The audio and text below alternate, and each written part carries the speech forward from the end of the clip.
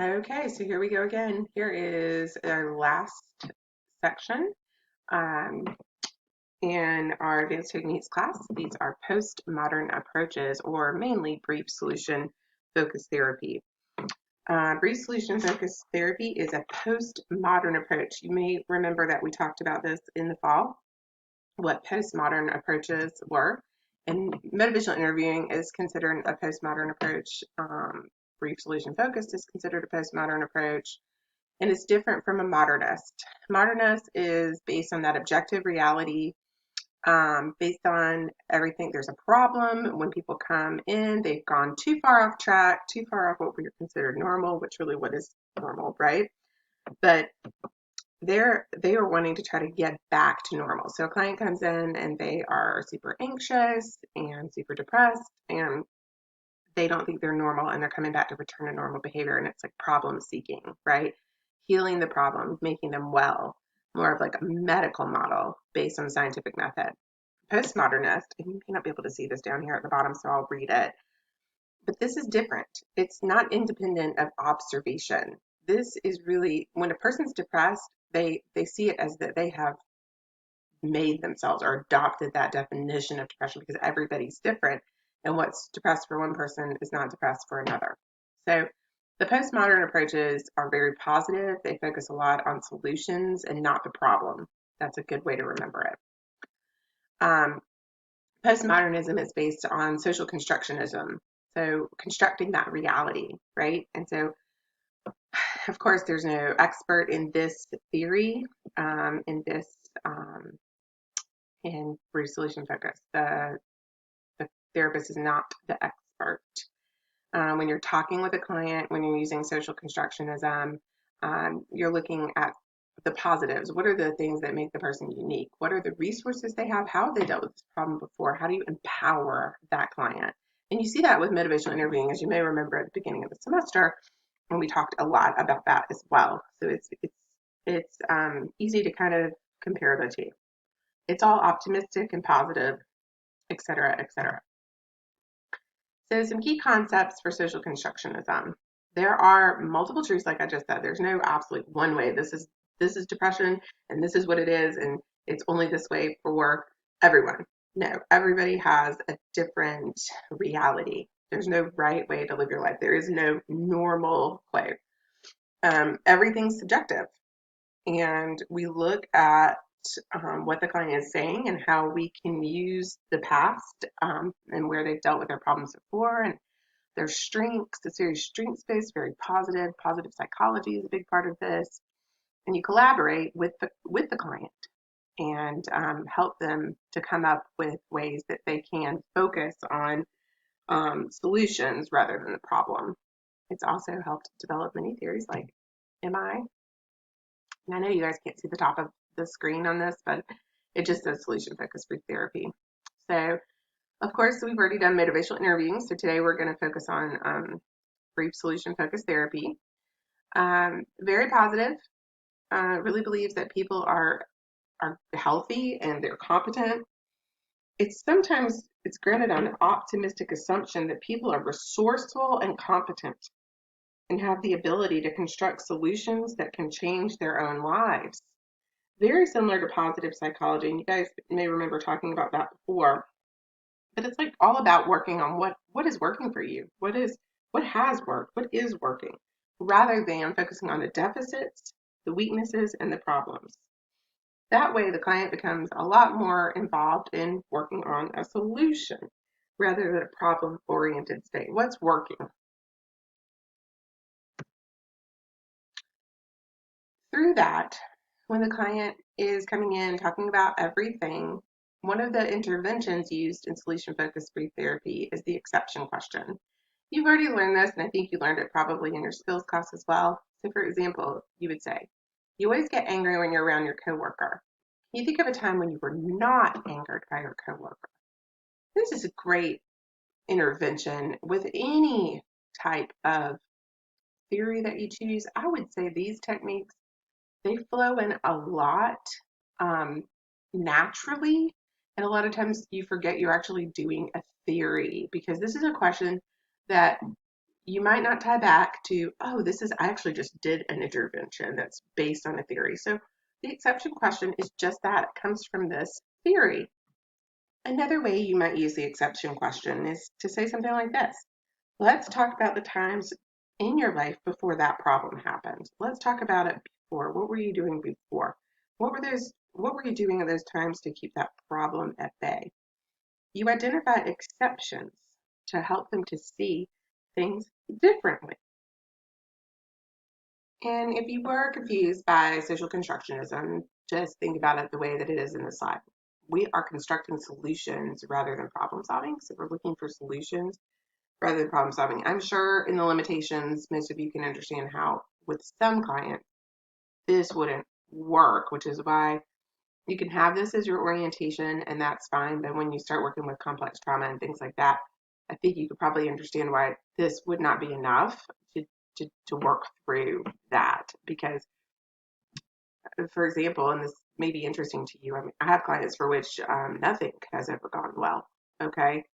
Like their whole life, basically. I mean, it would be very difficult for me to ever get them to do the exception question, depending on where they are in that process. But these techniques are fantastic and they work really, really well. And they're going to be great for you for practicum and for your whole career because you'll flip back on this all the time, just like MI.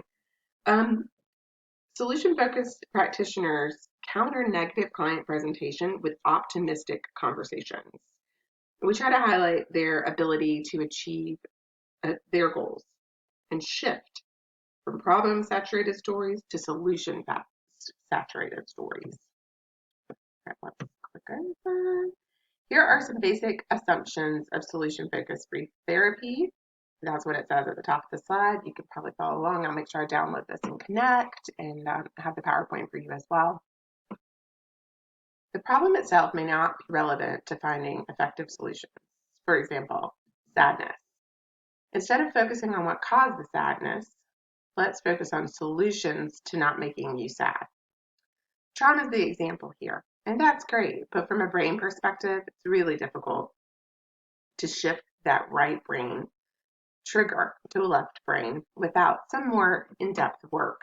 And I typically taught the body keeps the score in the Jan term, and I think we're going to incorporate that into one of your summer classes, so you guys will get to learn more about that. But for sure, if with some of my clients I tried to do this, they would, I don't know what they would do. So the things that you hear, it seems almost shallow to say, let's focus on solutions to making you not sad. But for the most part, most clients coming in who don't have complex trauma or a long history of trauma, this can work. So let's not focus on all the horrible things that happen to you. Let's focus on solutions. Let's focus on what are things we can do to help you to not be sad or anxious or depressed, etc. That people have it in them to create their own solutions, and I wholeheartedly believe that. People can create their own solutions. They most certainly can. Everyone has it in them, and especially when they have you as a guide to help them. And little changes lead to large changes, and I think that makes a lot of sense. Basic assumptions continue. Of course, the client is the expert on their own life. It's collaborative. We don't act like the expert in this at all. We help the client construct their own solution to the problem. That not knowing stance is something that is that not knowing position. We're not the expert. We don't know this person, what they've really been through or what it's like for them. And you assume that stance as an individual counselor and as a group leader. We retain all the knowledge and everything that we've learned over the years, but we know they're the expert on themselves. It's very different than some of the other theories. A quote from our group theories book says, "We do not view ourselves as an expert at scientifically assessing client problems and then intervening. Instead, we strive to be the expert at exploring clients' frames of reference and identifying those perceptions that clients can use to create more satisfying lives." So that was a direct quote from Berg. All right, keep going on here. Okay. So questions in solution-focused brief therapy.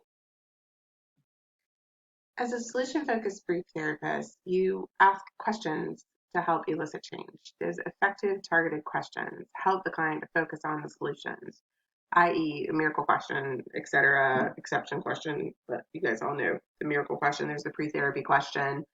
What's happened, what's changed for the good or positive for you since you scheduled that session. So questions are a big part of this, but the questions have to be posed in a very respectful, kind, genuine, curious manner, to not be off-putting. You have to make sure that you are authentic and using those person-centered skills when you're doing that. Ask how rather than why. Again, I feel like I'm just taught this. I don't know what I think it's from Gestalt. I just taught group Gestalt a couple days ago. So that was about the how, not the why. All right. Solution-focused brief therapy questions, like the exception question, can get clients to notice when things were better. We just talked about the exception question. When was the time that you didn't have this problem? When was the time that this wasn't as intense? What have you done in the past to work through that? These questions help them focus on their strengths and resources and helps clients reach their goals.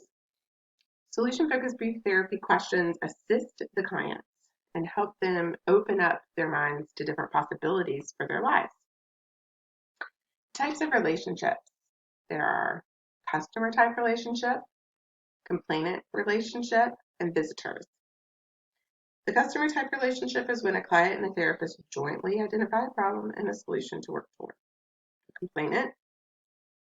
A client describes a problem but is not able or willing to take a role in constructing a solution. And visitors. They're coming because someone else has a problem. Okay, that's funny. That's an interesting view. Okay, I'm good. You can tell what Dr. Veal's lens is sometimes. Okay, I already talked about these ad nauseum. Pre-therapy, what have you done since you made the appointment that's made a difference in your problem? You guys can see how, and you start your practicum, this is a great way. Use this because that's one thing you've already done. Exception questions.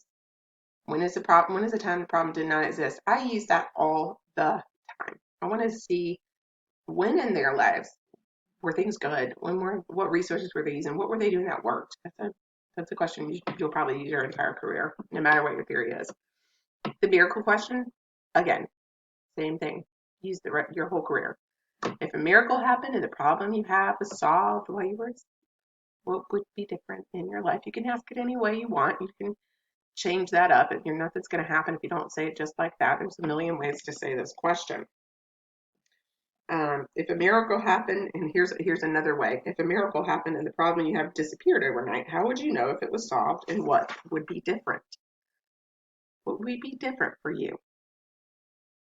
Change can occur from this in three ways. We could change what we're doing, change how we view the problem, and engage in a conversation of resources and strengths that we can use to create solutions.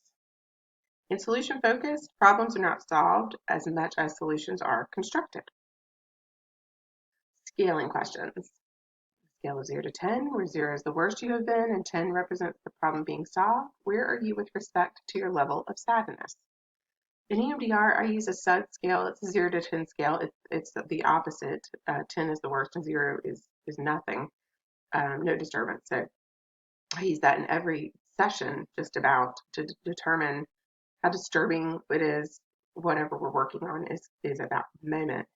Scaling questions for any kind of emotion are fantastic, and it gives you some data to be able to check back in to see if that sadness or anxiety has lessened from week to week in your sessions. You can also use a scaling question at the beginning and the end of a session. And I'm constantly asking how the session was for the client, what needs to be different. I'm self-evaluating all the time in my sessions. I want the client to tell me if I feel like I'm doing what they need me to do. So this is a great way to give yourself some data to see if you're getting results. And you can remember that's also MI, scaling questions, right? Okay. Oh, application to group counseling, which you're all in, and you're all about to, my students who have me, which I think is just Colin. Hey, Colin, you're going to get to hear Yes, two times really. You get to hear a brief solution focused group lecture, I think next week. So the group is focused on solutions and the members' ability to find a solution. We shift the problem by providing members the opportunity to view themselves as resourceful and competent. The group is supportive and observing others being confident, calm, etc., um, and asking questions about that. So you guys are all going to get that in group. So we'll learn more about that there. All the group can do the same problems. I'm sorry, same questions, like the exception questions. The group member, you can facilitate the questioning, and that's where the power happens in the group. Oh, gosh, that was it. All right, I'm going to upload this more from me next week, and I'll see y'all tomorrow night. Oh,